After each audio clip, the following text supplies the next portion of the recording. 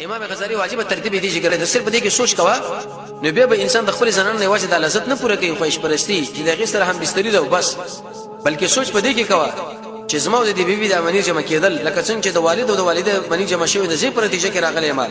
دغه نه یو بچی په نتیجه کې راځي او هغه بچی باندې سوچ کوا څنګه سوچ نه لټ دغه سوچ کول وکړ دي دینو تفیر سره به وګوري چې دا څه کې د منی دي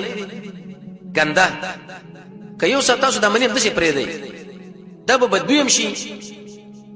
او ایسته تخریب شي او ختم بشي لیکن دغه څه کې د منی رب العالمین رښتلی ده د پلار د شان او د مور د شینین او الته به جمع کړي دا او پاغي کې به مینه محبت پیدا کړي لري پر دې زنانه ده لیدلی به دې نه لیکن کله سره په نکاح کې راغله استامیله پاغه باندې الله ورواچو دغه من الله پتا باندې ورواچو د قمینه په دې کې چا پیدا کړي ده او به ته وګوره چې حالت د جمع کې د انسان د بدن نه د منی رب العالمین په کوم طریقه باندې را جمع کوي او الته د نه به رسي به دا اېدی بچي حفاظت دنه په دې بچدان کې په واجب کیفیت باندې د منی تک سپینې سمو دور باندې تیر شي به تک سرش دغه نور سبه ټینګ وینش به کر پندش به رب العالمین دغه جد منی چې دا تقسیم کې به دې اډو کو باندې او د قشن دغه نه فلم جوړی کې او رګونم تی جوړ کی وګم تی جوړ کی او دی غوکه باندې او دی رګونه باندې به قسم انقلاب راولي دی ویني سر له به دا ورشيږي وګون له به برخه وشي د سترګو له به برخه وشي د پوج له به برخه وشي د خلی له به برخه وشي بلکې د ټول منفذ شي دغه د انسان د بدن نه کم سوري دي به وګوري دي ساس کې د منی رب العالمین زموږ سوسه د لاس پیدا کی سپکه منی و پرتاوه چا ورته کتل نه لیکن اغه نه ایسته د وګد لاس رب العالمین موږ له پیدا کی خپې پیدا کړه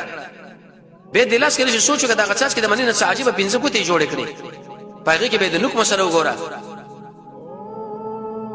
دنه به دا زړه وګوره د معده کې به سوچ کوا د جگر کې به سوچ کوا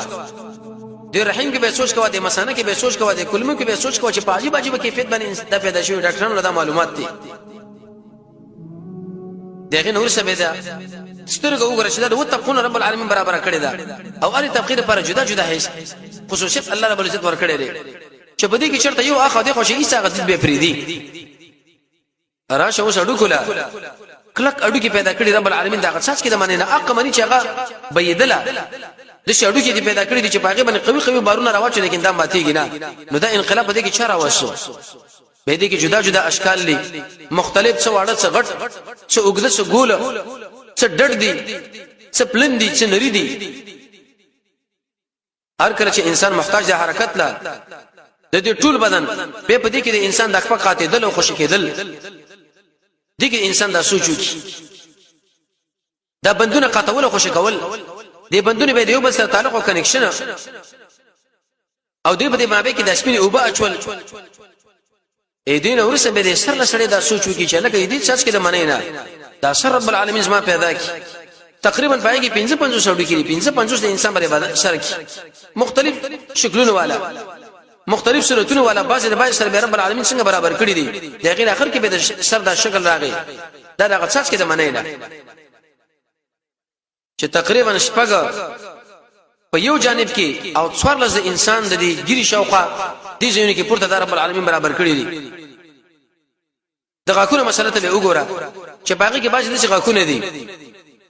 پلن دی هغه د مېدوالي د پاره او بازي تیری دی هغه د کټوالي د پاره په دې کې انیاب ځان لدی وادرا ځان لدی سنایا ځان لدی عجیب کیفیت باندې دا برابر کړی دي د چا کولاواله د چا جګواله د چا نریواله د چا ډبلواله څوک لک څو په یو طریقه څو بل طریقه باندې چا کې زیاتواله راغلی چا کې نقصان راغلی دی